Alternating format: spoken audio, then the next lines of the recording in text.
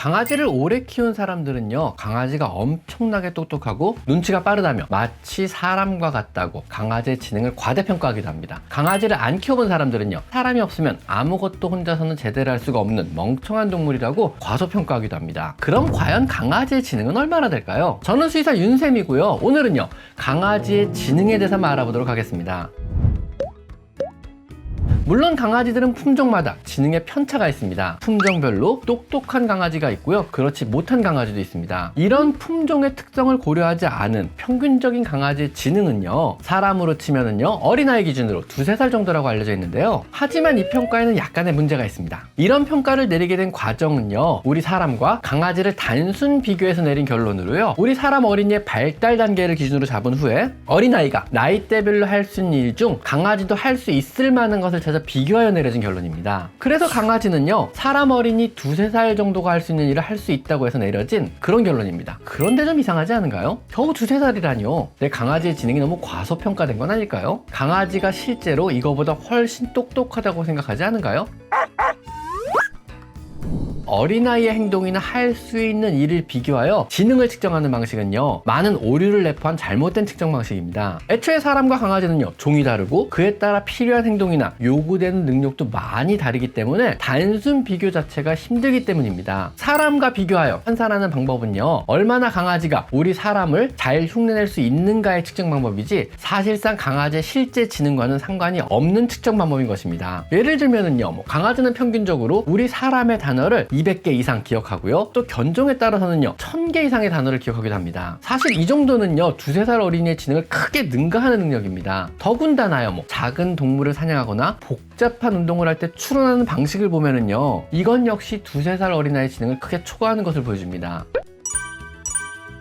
강아지의 지능이 생각보다 높다는 것을 뒷받침하는 강아지 행동 중 하나가 혼자 놀기가 있습니다. 혼자 있는 호기심이 아직 많은 어린 강아지에게 작은 인형이나 작은 공 하나를 던져만 주면은요, 강아지는 입으로 물어 던지기도 하고 물고 달리기도 하며 흥미를 가지고 사냥놀이를 하는 행동을 합니다. 또한 그림자나 혹은 소파를 대상으로 혼자서 점프를 하기도 하며 사냥하는 듯한 이런 행동을 보이기도 합니다. 이것은 일종의 역할놀이로요, 작은 공이나 장난감을 사냥물 혹은 동료로 상상하고 거기에 상황을 머릿속으로 만들어서 놀이에 몰두하는 것입니다. 이런 것들은요, 지능이 굉장히 높지 않으면 할 수 없는 일입니다. 상상을 해야 되는 거거든요. 상상을 하며 역할을 할 수 있는 동물은요, 사람 외에는요, 원숭이나 오랑우탄 같은 진원류와 지능이 비교적 높다고 알려진 수달이나 돌고래에서나 종종 관찰되는 이런 행동입니다. 개인적 생각으로는요, 강아지의 지능을 굳이 우리 사람과 비교하면요, 강아지 품종에 따라 3에서 7세 정도의 지능을 가지고 있지 않을까 하고 한번 생각해 봅니다.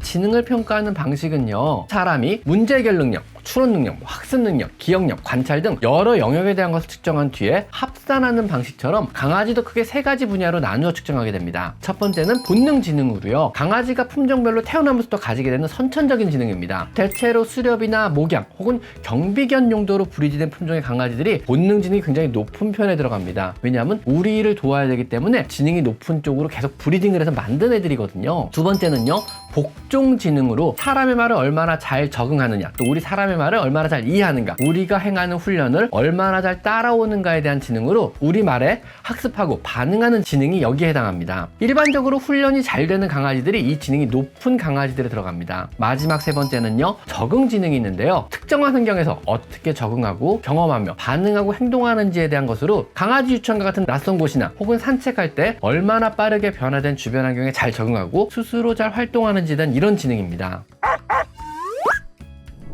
또 여러분이 집에서 간단히 재미로 해볼 수 있는 지능 측정 방법을 몇 가지 소개해 드리도록 하겠습니다. 재미로만 해보시고요, 절대 정확한 강아지 지능 측정 방법은 아니라는 것을 말씀드리겠습니다. 첫 번째는 강아지 야바위놀이. 컵 3개를 뒤집어 놓고요, 강아지 앞에서 작은 간식을 보여준 뒤 컵 안에 넣습니다. 그리고 컵을 섞은 뒤 얼마 만에 맞추는가 보는 것입니다. 이때 5초 이하에 맞추면 5점이고요 5에서 15초면 4점, 15에서 30초면 3점, 30에서 60초면 2점, 1분 이상이면 1점입니다. 그리고 두 번째는 장애물 치우기. 강아지에게 간식을 보여준 뒤 담요로 덮습니다. 강아지가 얼마 만에 담요를 치우고 간식을 획득하느냐, 이때 걸리는 시간을 측정해 보는 겁니다. 15초 이하라면 5점이고요 15에서 30초면 4점을 주는 겁니다. 30초에서 1분 사이면은요 3점을 주고요 1분 이상이면 2점, 포기하면 1점을 주면 됩니다. 그 다음 세 번째는 이불에서 탈출하기. 강아지에게 이불을 덮어 씌우고요 탈출하는 데까지 걸리는 시간을 측정해 봅니다. 5초 이내에 성공하면 5점을 주고요 5에서 15초면 4점, 15에서 30초면 3점, 30에서 60초면 2점, 1분 이상이면 1점입니다. 세 테스트의 점수 합계가 10점 이상이라면 천재견입니다. 7점에서 10점 사이라면요 굉장히 똑똑한 영재 강아지에 해당되고요 3점에서 7점 사이라면요 평균적인 지능의 일반적인 강아지입니다. 그리고 3점 이하라면은요 테스트에 전혀 관심이 없는 그냥 사랑스러운 강아지입니다. 우리가 강아지를 뭐 세계 강아지 대회나 혹은 올림픽 혹은 대학에 보낼 것이 아니라면은요 지능은 그리 중요하진 않습니다. 또한 지능이라는 것 자체가 우리에게 얼마나 복종을 잘하느냐의 기준이지 절대 강아지의 실제 지능을 의미하지 않는다는 것도 꼭 알아주셨으면 좋겠습니다. 오늘은요 강아지 지능에 대해서 한번 알아봤습니다. 자, 오늘은 여기까지 강아지 상담소였습니다. 감사합니다.